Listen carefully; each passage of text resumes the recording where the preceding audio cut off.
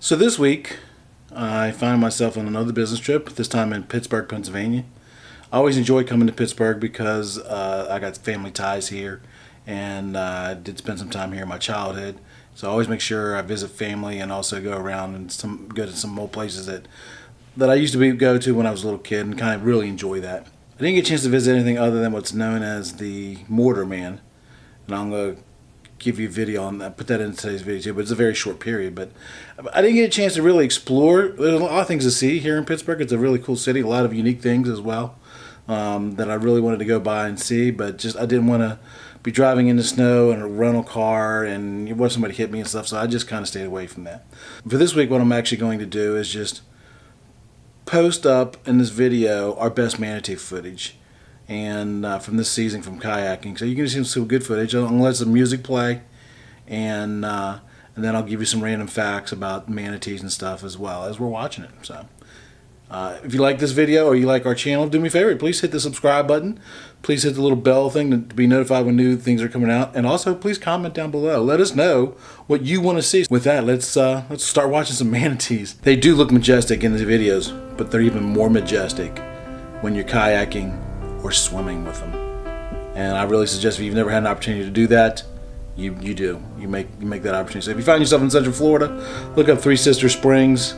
The best time to swim with the manatees is during the winter months, which unfortunately is the cold months. Most people don't like going swimming, but the springs are 72 degrees year round, but it does get cold. So there are tour boats that you can take that charge between 50 and 100 bucks per person. They'll take you there, they'll give you the wetsuits, they'll give you hot chocolate and towels and floaties and stuff like that. There's a couple of kayak rental places nearby, so you can rent kayaks and kayak there and then swim with them.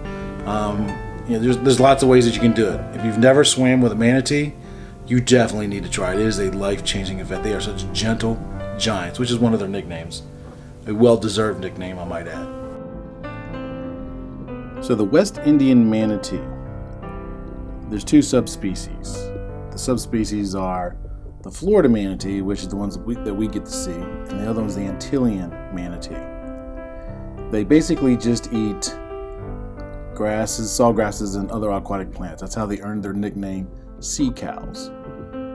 Today, there's an estimated to be about 13,000 manatees, and of that, 6,500 are in the southeastern region of the United States and Puerto Rico. They began doing aerial surveys in 1991 and estimated there were about 1,200 or so in Florida. Today, there's more than 6,300. And even though it may be hard to tell in the video, they can get to be pretty large. As a matter of fact, they can reach up to lengths of 14 feet and 3,000 pounds. The biggest, we see them averaging in about the 8 to 10 foot range where we go kayaking and go swimming with them. They typically have a grayish brown in color, but they also have algae and stuff growing on them, and sometimes you'll see injuries from boating and stuff like that. They also have sparse hairs across their bodies and bristles around their mouth. When you look at their flippers, you'll notice that they actually have nails which are very similar to that of an elephant.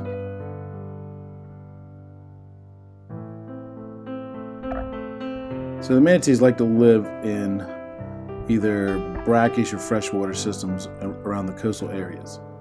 And as I mentioned at the beginning of this, the best time to see manatees in Florida is in the winter because the Gulf gets too cold and they come into the springs to be in warm water because the springs are typically about 72 degrees year round.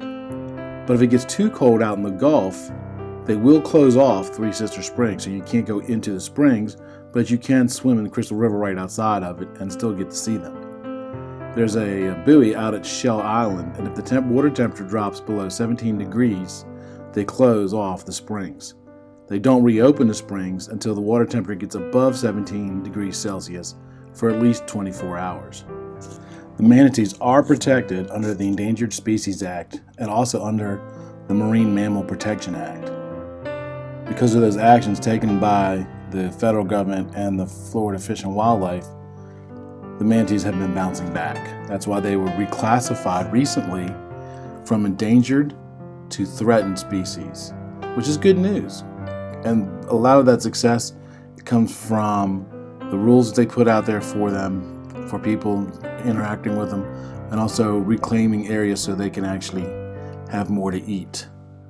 Because they are an endangered species, there are some rules that you need to make sure that you know before you go swimming with the manatees. It's always best to do what's called passive observation, meaning just watch them. Remember, we're guests in their house. You're not allowed to swim over top of sleeping manatees. You never want to separate a calf from their mother, and you never want to chase a manatee. We found it's best to get either rent or get wetsuits and use a pool noodle and just float there and be calm. We go kayaking and swimming with them all the time, and we see a lot of the boats come in with the tour groups and stuff, and it never fails. When people get in there and people are not comfortable with swimming, they're not comfortable with the cold water, and they're sporadic, they kick around and stuff. The calmer you are, the better the chance you have of a manatee coming up to you. You're also not supposed to pet them, but if you have an inquisitive one, it will come right up to you and it will touch you. You are allowed to pet a manatee if it comes to you, if it initiates the contact, but it's best not to. It's best to just be a passive observation, because if you do that, they'll stay around longer. Another thing, you're only allowed to float at the surface. You're not allowed to dive down to the manatees. There are volunteers surrounding Three Sister Springs on the boardwalk and in kayaks around the openings, and they will let you know if you are doing something wrong. If you break the rules, there's a chance you're going to get fined pretty heavily. There are other places that you can go swimming with the manatees.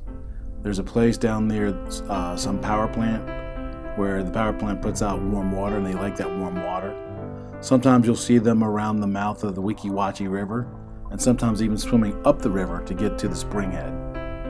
But our favorite is Three Sister Springs. And if you listen carefully when you're snorkeling or swimming with the manatees, you can hear them communicating. It almost sounds like a baby kitten.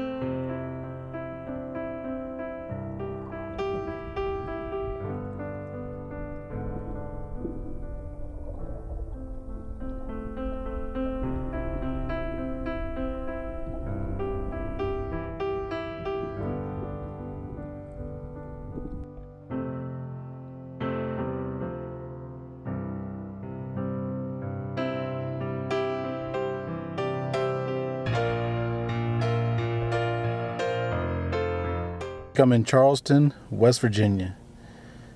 I got a question to ask you. Have you ever heard of the Mortar Man? I'm pretty sure you're afraid of the Muffin Man, right? Well, in Charleston, West Virginia, there's a thing called a Mortar Man. And the Mortar Man is a little sculpture that's 2 inches by 4 inches, made by a local sculptor when he was working on a facade on a building. He had some leftover mortar, and he made this little man escaping from behind bricks. And he perched him up the very top of this thing. Thousands of people walk by this thing, probably don't even know he's there. Although the lady, the receptionist in the office right in front of the 108 Capitol Street, she knew what I was doing because she just kind of smiled. So I'm back home now in the 68-degree weather, out of that cold northeast. Glad to be home in the warm weather. We went to the Brooksville Native American Festival today, so watch out for that video. But to finish off this thing about the Mortar Man, the sculpture was done by P. Joseph Mullins. He did the Veterans sculpture at the Capitol. And as I mentioned, he made this little Mortar Man sculpture thing while he's working on a facade right next to this, where this is. He becomes somewhat of a mascot for the area, and when they removed him when they were doing renovations, enough people raised a ruckus about it that they ended up putting him back. So way to go, Mortar Man. Woo!